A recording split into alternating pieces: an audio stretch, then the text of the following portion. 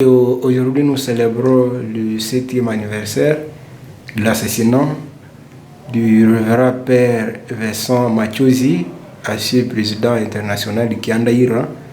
Qu'est-ce que nous pouvons retenir de lui hors du Kianda? En fait, merci beaucoup, monsieur le journaliste. C'est que toute la communauté entière devra retenir du fait père Vincent Machozi, comme vous l'avez signifié. Il fut d'abord président international de la communauté Ira-Nande, et du père Vincent Machozi, nous avons hérité le modèle de la résistance contre l'agression de la République démocratique du Congo, le modèle de la résistance contre la balkanisation de notre pays, la République démocratique du Congo. Nous avons hérité du père Vincent Machozi le modèle de la résistance contre le massacre qui est en train d'être perpétré dans le territoire de Beni, dans le territoire de Lubero, à ville de Beni et à ville de Butembo. Voilà ce que nous avons pu hériter du père Vincent Machozi.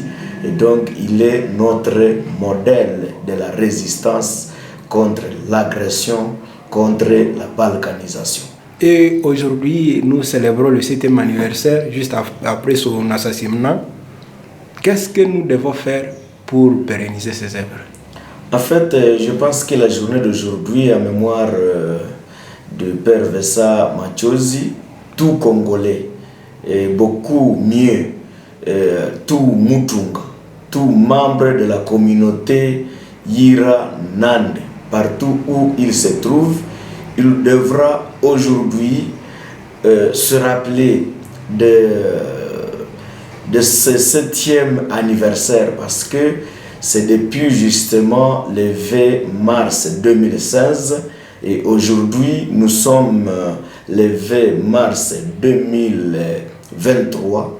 Cela fait exactement 7 ans que le père Vincent Machozi avait été assassiné à la suite de sa résistance contre la balkanisation, contre l'agression rwandaise sous l'égide des Nations Unies. Et pour cela, il faut rappeler que le père Vincent Machozi était décédé pendant qu'il était à pied d'œuvre pour chercher à réunir, pour chercher à trouver la solution au problème des chefs coutumiers.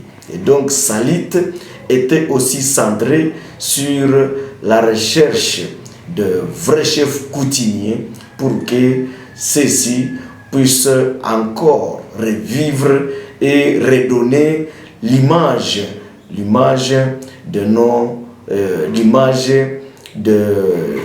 notre communauté. Et donc, il fallait redorer l'image de notre communauté en donnant le sens aux vrais chefs coutumiers. Et c'est de là que le père Vincent Machozi sera assassiné à Vitungwe. Voilà pourquoi nous sommes en train donc d'éveiller la conscience de tout Mutunga, de tous ceux-là qui sont en train de trahir notre communauté, parce que l'ennemi ne peut jamais arriver, ne peut jamais entrer sans la complicité interne. Et donc, tous ceux-là qui sont des gens, qui se sont déjà rangés derrière l'ennemi, qui sont en train de trahir notre communauté, aujourd'hui, ils doivent revenir sur leur manière, sur leur façon de faire, pour que cette fois-là, nous puissions parler un même langage et ne plus jamais trahir comme cela était la lutte enracinée, la lutte acharnée de père Vincent Machozi. Monsieur le Président, si on essaie de vous poser une petite question, qu'est-ce qu'il faut faire pour que la paix règne? Pour que la paix revienne, il faut ici dire que nous avons tous l'obligation de procéder à la légitime défense parce que tout simplement le gouvernant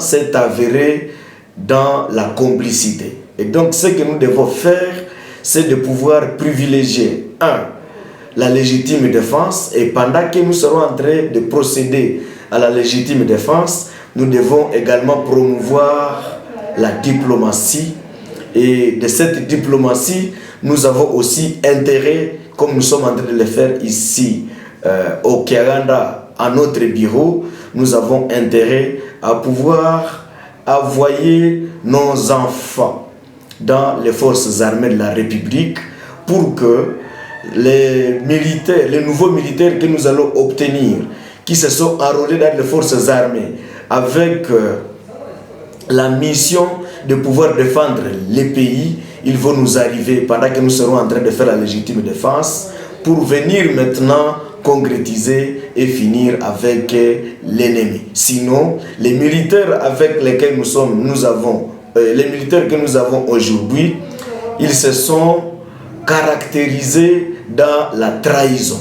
Et compte tenu de cette trahison, ils sont des militaires ici de brassage, de mixage qu'on avait obtenu à partir de différents dialogues, et avec les dialogues auxquels la communauté nande ne s'est jamais retrouvée, nous ne devons plus placer notre confiance dans les forces armées de la République. Voilà pourquoi nous demandons donc à la mobilisation de tous les Batunga, à la mobilisation de toutes les communautés vivant à l'est de la République et beaucoup plus à toutes les communautés vivant au nord Kivu, de pouvoir se mobiliser et se ranger derrière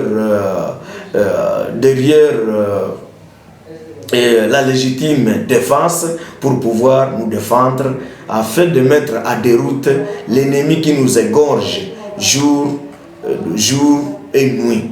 Voilà ce que nous pouvons dire, monsieur le journaliste. Je suis ingénieur Mohamba Maximin, je suis vice-président de l'association culturelle Kiaganda Asbel au Mawabaïra dans la ville de Butembo.